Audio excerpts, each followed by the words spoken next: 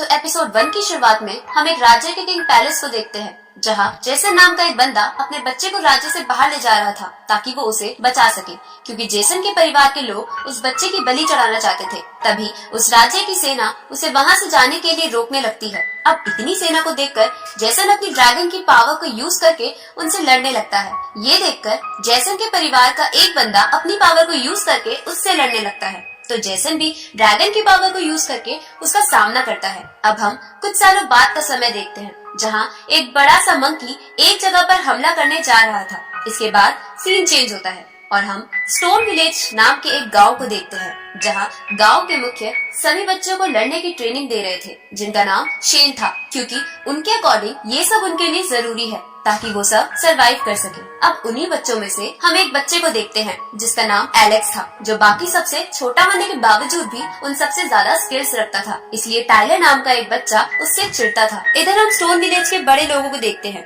जो एक आग उगलने वाले राइनो को पकड़ने आए थे ताकि उनके गाँव के खाने का जुगाड़ हो सके। अब वो सब एक एक कर राइनो पर हमला करने लगते हैं। तभी वहाँ पर एक बड़ी सी ब्लू ईगल आती है, जो राइनो को उठाकर भागने लगती है, लेकिन राइनो के आग उगलने की वजह से वो ईगल उसको लेकर नीचे आ जाती है। ये देखकर स्टोन विलेज का एक बंदा उस ब्लू ईगल का ध्यान भटकाने लगता है। उसी समय वहाँ के एक वोल्केनो की वजह से आसमान से आग की बारिश होने लगती है, जिसकी वजह से वो ब्लू ईगल भाग जाती है और ये लोग उस राइनो को लेकर अपने गांव आ जाते हैं, जहाँ गांव के सभी बच्चे अपने अपने फादर के पास आकर उनकी तारीफ करने लगते हैं, क्योंकि वो उनके लिए खाना लाए थे। लेकिन हम इधर एलेक्स को उदास बैठा देखते हैं। तभी वहाँ शेन आ जाते हैं, तो एलेक्स उनसे पूछता है कि मेरे मॉम डैड कब आएंगे, जिस पर शेन बोलता है कि वो जल्द आ जाएंगे, लेकिन उससे पहले मैं तुम्हें वो राइनो दिखाता हूँ। आगे वो सभी मिलकर एक ट्री की पूजा करने लगते हैं, क्योंकि उनका मानना था कि उनके गॉड उस ट्री के अंदर बसते हैं और वही आज तक उनकी सुरक्षा करते आ रहे हैं। इसके बाद गांव के कुछ बड़े लोग सभी बच्चों को एक पूल में डाल देते हैं, जिस पूल में एक खास तरह की दवाई और ड्रैगन की एनर्जी डाल रखी थी, ताकि उन सब बच्चों की हड्डियां बहुत ज्यादा मजबूत हो जाए। ये देखकर एलेक्स शेन से कहता है कि ये करने के बाद मुझे मेरा फेवरेट मिल तो जरूर मिलेगा ना। तो शेन इसके लिए हंसते हुए मान जाता है और अपनी पावर की मदद से उस पूल को एक्टिवेट कर देता है, जिसकी वजह से उस पूल का पानी उबलने लगता है और एलेक्स को छोड़कर सभी बच्चे पूल से बाहर आ जाते हैं। तभी उस राइनो की एनर्जी पूल से बाहर आती है, तो एलेक्स उसे कंज्यूम कर लेता है, जिसकी वजह से उसका शरीर लावा की तरह गर्म हो जाता है और वो अपनी ताकत से उस पूल को भी उठा पा रहा होता है। ये देखकर शेन बोलता है कि एलेक्स की फिजिकल ताकत पुराने जमाने के एक बीस्ट से मिलती है। अब उस रिचुअल को पूरा करने की वजह से एलेक्स को उसका फेवरेट मिल्क पीने की परमिशन मिल जाती है, लेकिन एलेक्स उस मिल्क को लेकर उस ट्री पर चढ़ा देता है, जिसे वो सब गॉड मानते थे, और उनसे इमोशनल होके कहता है कि मेरे पेरेंट्स को जल्द से जल्द वापस भेज दो। तभी वहाँ पर एक बच्ची आती है, जो उसे बताती है कि उसका भाई और उसका दोस्त ब्लू बर्ड के अंडे को लेने गए हैं। ये सुनकर एलेक्स उस बच्ची को वापस जाकर ये बात शेन को बताने को कहता है और खुद वहाँ से उनके पास चला जाता है। इस तरफ टाइलर और वो सभी बच्चे ब्लू ईगल के अंडे को चुराने की कोशिश कर रहे थे, लेकिन तभी वो ब्लू ईगल उन्हें देख लेती है और इसी के साथ ये एपिसोड यही खत्म होता है।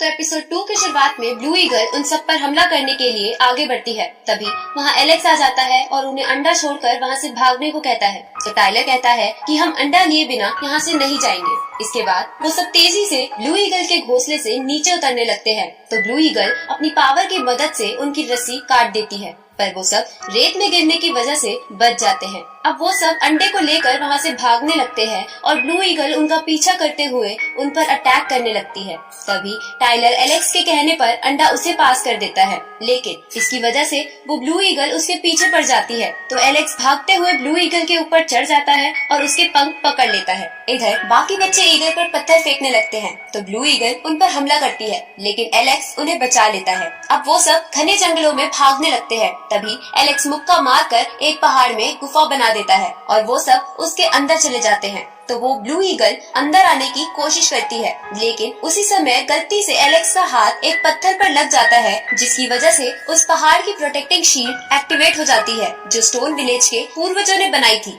ये देखकर ब्लू ईगल हमला करके उस शील्ड को तोड़ देती है और तेजी से अंदर घुसने की कोशिश करने लगती है। तभी स्टोन विलेज के बड़े लोग वहाँ आ जाते हैं और उस ब्लू ईगल पर हमला करने लगते हैं। इधर सभी बच्चे शेन के पास जाते हैं, जिन्हें देखकर शेन समझ जाते हैं कि ब्लू ईगल उनके पीछे क्यों पड़ा है।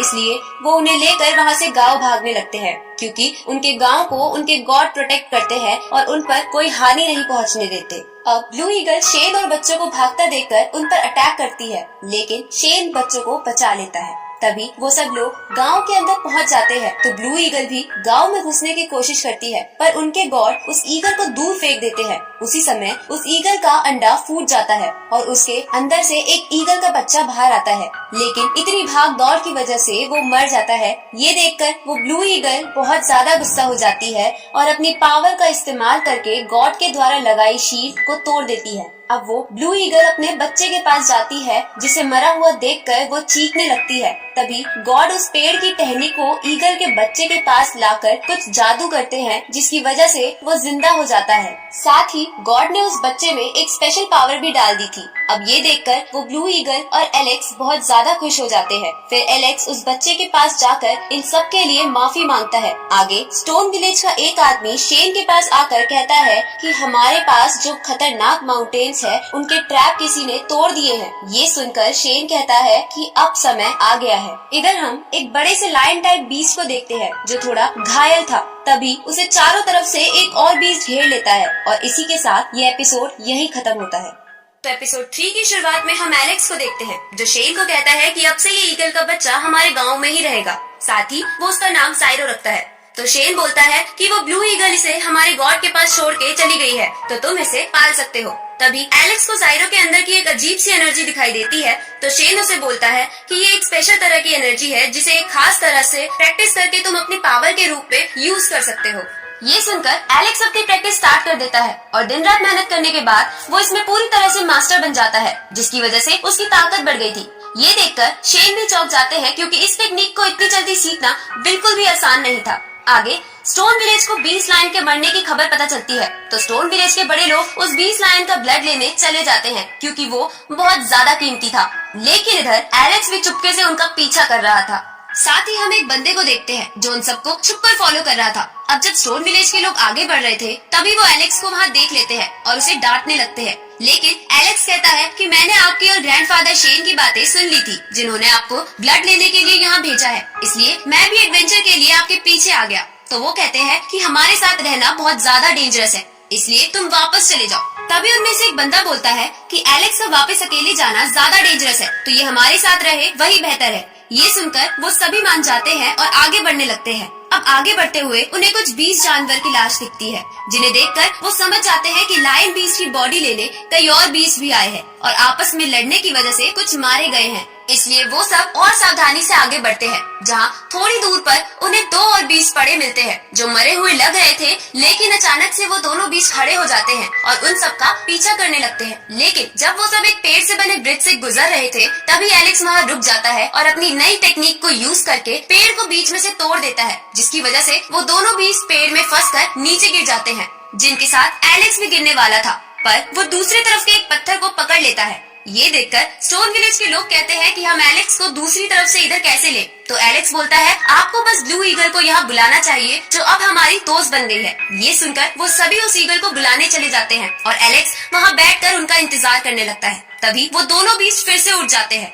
ये देखकर एलेक्स वहाँ से भागने लगता है और भागते भागते उस लायन बीस्ट की बॉडी के पास आ जाता है। तभी वहाँ पर एक गोरिल्ला बीस्ट आ जाता है, जो एलेक्स के पीछे लगी दोनों बीस्ट को मारकर लायन बीस्ट के पास चला जाता है। उसी समय वहाँ पर बुल बीस्ट आ जाता है, जो साइज में बहुत ही ज्यादा बड़ा था। अब बुल बीस्ट भी लायन बीस्ट के पास जाने लगता है, तो गोरिल्ला बीस्ट उससे लड़ने लगता है। लेकिन बुल बीस्ट बहुत ताकतवर था, इसलिए वो गोरिल्ला बीस्ट पर भारी पड़ने लगता है। तभी वहाँ पर ब्लू ईगल आ जाती है, जो एलेक्स को उठाकर वहाँ से जाने लगती है। उसी समय हम उस लायन बीस्ट को देखते हैं, जो अपनी बची कुची ताकत लगाकर फिर से उठ खड़ा होता है और उन सबके चारों तरफ एक शील्ड बना देता है, ताकि वो सब वहाँ से भाग ना सके।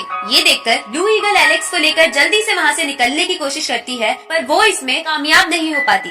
साथ ही उसकी बॉडी पर भी पॉइजन लग गया था। इस तरफ लायन बीस्ट अपनी पूरी ताकत लगाकर बुल और गोरिल्ला बीस्ट को जान से मार देता है, पर इसके बाद वो भी पहले से बहुत ज्यादा इंजर्ड होने की वजह से मर जाता है।